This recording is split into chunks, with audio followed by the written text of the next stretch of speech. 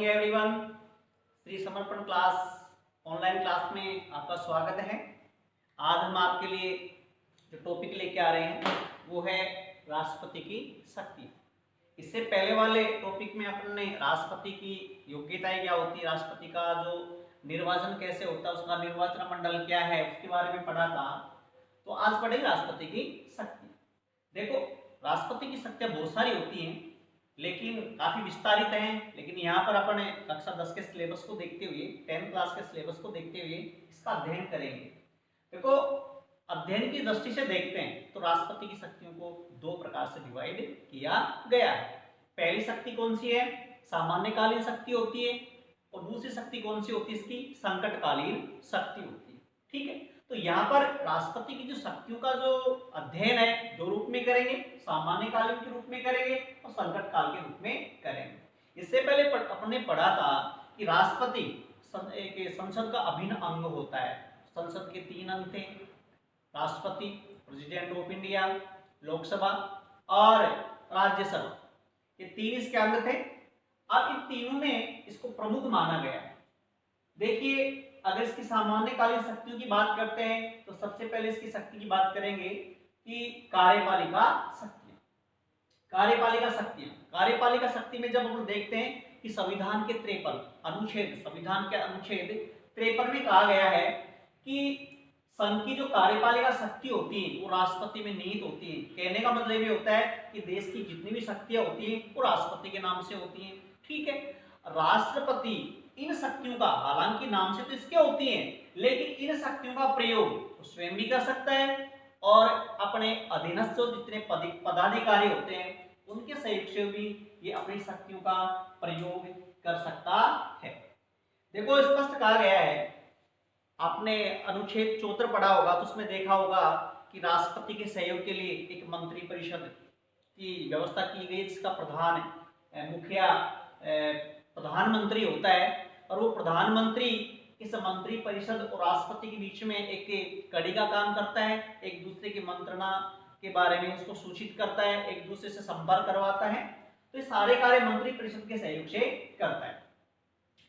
राष्ट्रपति प्रधानमंत्री की सलाह से अन्य मंत्री, जैसे कि राष्ट्रपति बहुत सारे पदाधिकारियों को नियुक्त भी करता है, जैसे प्रधानमंत्री होता है उसके सहयोग से अन्य मंत्री होते हैं, उनकी वो शपथ दिलाता है, एक तरह से उनको नियुक्त करता है। या अपन ये कह सकते हैं जो महान्यायवादी होता है उसको नियुक्त करता है। इसके अलावा जो महालेखाकार परीक्षक कैग, जिसके बारे में आपने पढ़ा होगा या कभी सुना होगा, उसकी नियुक्ति ये करता है। और संघ लोक सेवा के जो अध्यक्ष होते हैं उनकी नियुक्ति भी राष्ट्रपति के द्वारा की जाती है। यहाँ पर जो महान्यायवादी जो शब्द आ रहा है, कि महान्यायवादी क्या होता है? ये महान्यायवादी अपनी भारत सरकार का एक कानूनी सलाहकार होता है। कौन होता है? भारत सरकार का कानूनी सलाहकार होता है, जिसको अटॉर्नी ऑफ जनरल के नाम से जाना जाता है। और एक शब्द में अपने ये भी कह सकते हैं कि भारत सरकार के जो विवाद होते हैं उनकी जो पहल होता है, ये एक महान्यायवादी के रूप में नियुक्त किया गया व्यक्ति की पहल करता है। जिस तरह से वकील होता है ना, किसी चीज कोई, जैसे मान लो अपन केस लड़ते हैं उसके लिए वकील चयन करते हैं, तो भारत सरकार की तरफ से ये वहां का वकील होता है। ठीक है, और एक सलाहकार भी होता है। महालेखा परीक्षक CAG, इसके बारे में आपने पढ़ा होगा कि महालेखा परीक्षक कौन होता है? कि अपने भारत सरकार में की बात करते हैं तो इसमें जितने भी लेन देन होते हैं, इसकी रसीदें होती हैं, उनका लेखा जोखा करने वाला जो एक अधिकारी होता है, पदाधिकारी होता है, वो महालेखा परीक्षक होता है। और ये एक IAS अधिकारी होता है जिसको नियुक्त कौन करता है? राष्ट्रपति करता है। राष्ट्रपति वैदेशिक क्षेत्र में भारत का प्रतिनिधित्व करता है। भाई देख, राष्ट्रपति संसद का अंग है, विशेष अंग है, कार्यपालिका की शक्ति इसके नाम से होती है, इसलिए इसको एक शक्ति ये प्रदान की गई है कि वैदेशिक क्षेत्र में जो जितने भी मामले होते हैं उसका जो प्रतिनिधित्व होता है वो राष्ट्रपति करता है।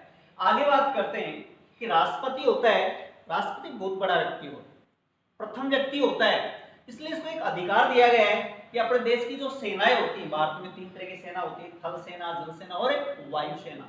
तो इन सेनाओं का प्रधान होता है, वो कौन होता है? सेनापति होता है। और इन तीनों सेनाओं के जो शक्ति होती है उसका प्रयोग करता है, लेकिन इसका प्रयोग वह मंत्री परिषद के सहयोग से करता है। ठीक है, तो ये उसकी एक तरह से कार्यपालिका शक्तियां थी। ठीक है, आगे चलते हैं कि राष्ट्रपति की कुछ विधायी शक्तियां भी होती है।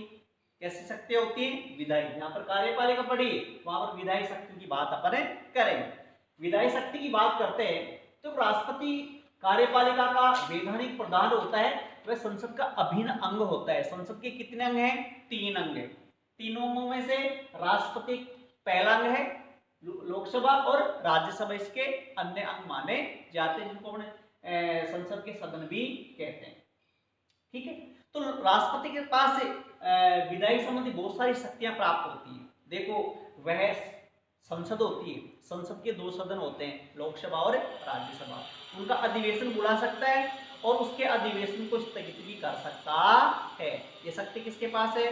राष्ट्रपति के पास है। ठीक है, और यहां तक एक शक्ति उसको और दी गई है कि राष्ट्रपति प्रधानमंत्री की सिफारिश से, अकेला तो नहीं करेगा, प्रधानमंत्री की सिफारिश से, मंत्रिपरिषद की मंत्रणा से वह लोकसभा को समय से पहले भी भंग कर सकता है। यहाँ पर प्रधानमंत्री की सलाह से आएगा कि राष्ट्रपति प्रधानमंत्री की सिफारिश से लोकसभा को समय से पहले भी भंग कर सकता है। समय से पहले का मतलब समझ रहे होंगे आप कि अपने देश में लोकसभा का जो समय है 5 साल निर्धारित किया गया है।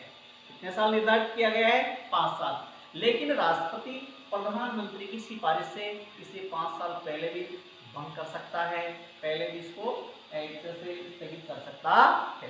ठीक है, तो ये इसकी शक्ति होगी कि राष्ट्रपति प्रधानमंत्री की सहायता से लोकसभा को समय से पहले बंद कर सकता है।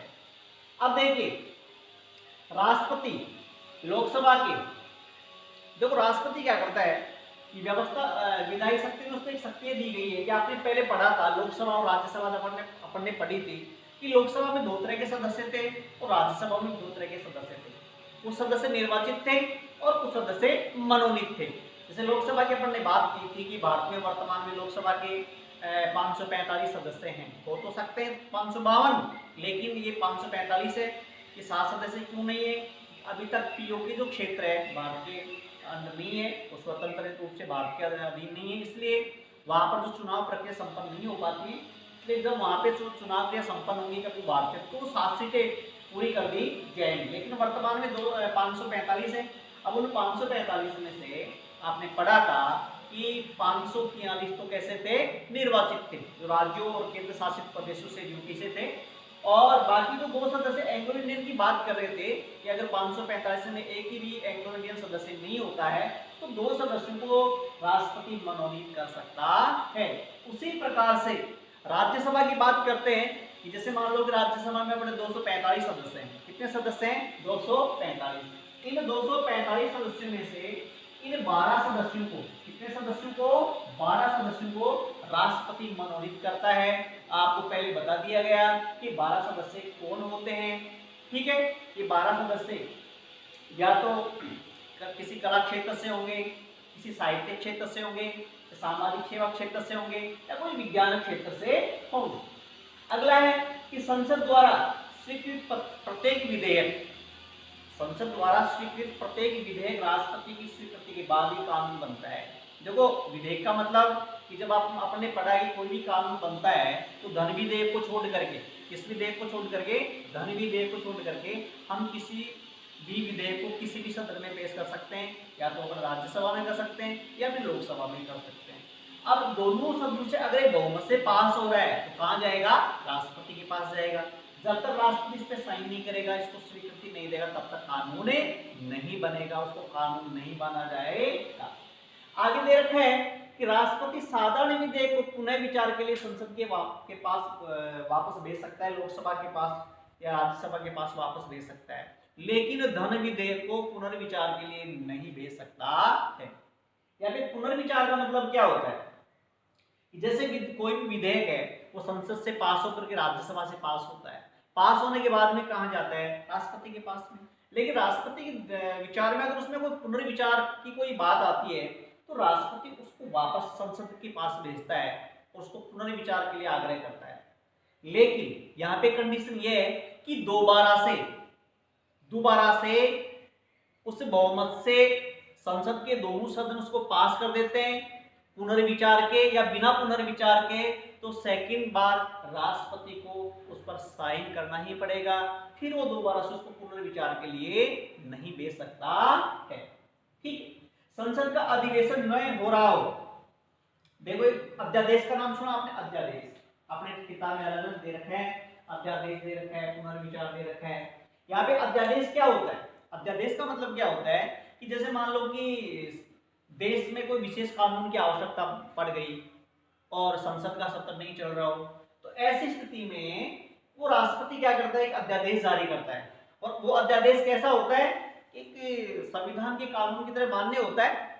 तो उस अध्यादेश को वो 1 माह के लिए जारी करेगा, उसमें 1 माह के बाद में उसे संसद के समूह से स्वीकृति लेनी होती है और 6 महीने तक वो चलता है। तो इस तरह से वो राष्ट्रपति एक अध्यादेश जारी करता है। कभी कभार बच्चे प्रश्न पूछ लेते हैं कि सर जैसे मान लो कि अभी आपने कहा था कि राष्ट्रपति होता है वो संसद के सदन को भंग कर सकता है, लोकसभा को, राज्यसभा को तो भंग कर ही नहीं सकता क्योंकि राज्यसभा तो स्थायी सदन होता है। तो आपसे कोई प्रश्न क्वेश्चन पूछे कि जैसे मान लो कि लोकसभा भंग हो गई और वहां पर देश के लिए कोई अध्यादेश जारी किया गया है, देश को कानून की आवश्यकता है, तो वो किससे अनुमोदित करवाएंगे, राष्ट्रपति जी। राष्ट्रपति अनुमोदित करवाएंगे कि यहाँ पर अपनी व्यवस्था की गई है, अम्बेडकर जी ने व्यवस्था की थी कि संविधान निर्माता जो भी थे, तो उसमें एक लोकसभा थी और एक क्या थी, राज्यसभा। अब यहाँ पे लोकसभा तो क्या है, इसको भंग कर सकते हैं, लेकिन राज्यसभा को भंग नहीं कर सकते हैं। ठीक है, राज्यसभा के जो सदस्य होते हैं प्रत्येक 6 वर्ष, उनका कार्यकाल 6 वर्ष का होता है और 2 वर्ष बाद में 1/3 सदस्य निकल जाते हैं और 1/3 सदस्य नए आ जाते हैं। तो राष्ट्रपति यहाँ पर राज्यसभा से उसको अनुमोदित करवाएगा, लोकसभा की आवश्यकता नहीं पड़ेगी। लेकिन जैसे लोकसभा सत्ता में आती है तो फिर 30 दिन के अंदर उससे भी उसको अनुमोदित करवा लिया जाए। तो इस तरह से ये एक तरह से विधायी शक्तियां थी जो राष्ट्रपति की विधायी शक्तियां मानी जाती हैं। इसमें यह भी उल्लेख है कि राष्ट्रपति को ऐसा लगता है कि लोकसभा में एक भी आंग्ल भारतीय निर्वाचित नहीं है, तो इस समुदाय के कुछ सदस्यों को मनोनीत करता जो दिया है, 2 सदस्य लोकसभा में कर सकता है और 12 सदस्य कहां कर सकता है, राज्यसभा में कर सकता है। आगे बात करेंगे अपन वित्तीय शक्तियों, तीसरी शक्ति कौन सी आ गई, वित्तीय शक्ति। ठीक है, अब वित्तीय शक्ति के बारे में अभी हमने पढ़ा है कि धन विधेयक राष्ट्रपति की स्वीकृति के पश्चात ही पास होता है, क्योंकि प्रतिवर्ष होता है, राष्ट्रपति होता है, ये जो आय व्यय का जो बजट होता है वो स्वीकृत करवाता है प्रतिवर्ष। ठीक है, संघ सरकार के समक्ष स्वीकृत इसको करवाता है। शक्तियों की, तो वित्तीय शक्तियों की बात करते हैं तो धन विधेयक राष्ट्रपति की स्वीकृति के पश्चात ही संसद में पेश किया जाएगा। लेकिन यहाँ पर एक शर्त है कि संसद के दोनों सदन उसको स्वीकृति देते हैं तो राष्ट्रपति उसको अस्वीकृत नहीं कर सकता है। राष्ट्रपति की स्वीकृति से वो धन विधेयक बनेगा। लेकिन यहाँ पर एक कंडीशन ये है कि जिस प्रकार से अपन ने चर्चा की थी कि राष्ट्रपति किसी विधेयक को, साधारण विधेयक को पुनर्विचार के लिए भेज सकता है, यहाँ पर राष्ट्रपति धन विधेयक को, वित्त विधेयक को पुनर्विचार के लिए नहीं भेज सकता है। ठीक है, और अनुच्छेद 267 के तहत संघ सरकार की आकस्मिकता निधि राष्ट्रपति के पास होती है। आकस्मिक निधि किसके पास होती है, राष्ट्रपति, अर्थात राष्ट्रपति की अनुमति से ही, राष्ट्रपति की अनुमति से ही इस निधि से धन खर्च किया जा सकता है। इसलिए अपन कह सकते हैं कि जो धन विधेयक संबंधी जो शक्ति है वो राष्ट्रपति के कानून के, राष्ट्रपति के हस्ताक्षर के बाद में वो लागू होती है। अब बात करते हैं न्यायिक शक्ति। किसकी बात करते हैं, न्यायिक शक्ति। देखिए राष्ट्रपति की बात, राष्ट्रपति उच्चतम व उच्च न्यायालय के न्यायाधीशों की नियुक्ति करता है। न्यायिक शक्ति की बात करते हैं तो राष्ट्रपति किसकी नियुक्ति करता है, उच्चतम एवं उच्च न्यायालय होते हैं, उनके न्यायाधीश होते हैं, मुख्य न्यायाधीश होते हैं, उनकी नियुक्ति करता है। ठीक है, अब जैसे मान लो कि राष्ट्रपति उच्च न्यायालय के, उच्चतम न्यायालय के न्यायाधीशों की नियुक्ति करेगा तो मुख्य न्यायाधीश से सलाह लेगा और वहां पर उच्च न्यायालय के न्यायाधीशों की राज्यपाल की सलाह से उनकी नियुक्ति करता है। ठीक है, राष्ट्रपति को न्यायिक शक्ति के अंतर्गत दंड प्राप्त व्यक्तियों को क्षमादान करने की शक्ति प्रदान की गई है।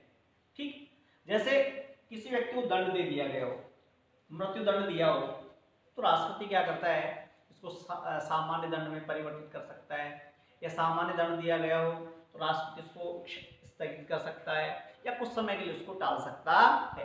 तो इस प्रकार की शक्ति भी राष्ट्रपति को दी गई है। ठीक है, लेकिन इस संदर्भ में राष्ट्रपति एक बार मंत्री परिषद से निर्णय जरूर करता है, सलाह जरूर लेता है। आर्टिकल 143 में उल्लेख है कि राष्ट्रपति किसी भी विषय पर उच्चतम न्यायालय से परामर्श ले सकता है। हालांकि मैंने यहाँ पे लिखा नहीं है, राष्ट्रपति उच्चतम न्यायालय से परामर्श ले सकता है और उच्चतम न्यायालय बाध्य है कि उसको परामर्श दे, लेकिन एक कंडीशन ये है, उस परामर्श को मानना या नहीं मानना ये राष्ट्रपति पे डिपेंड करता है। तो इस प्रकार से ये राष्ट्रपति की शक्तियां हैं।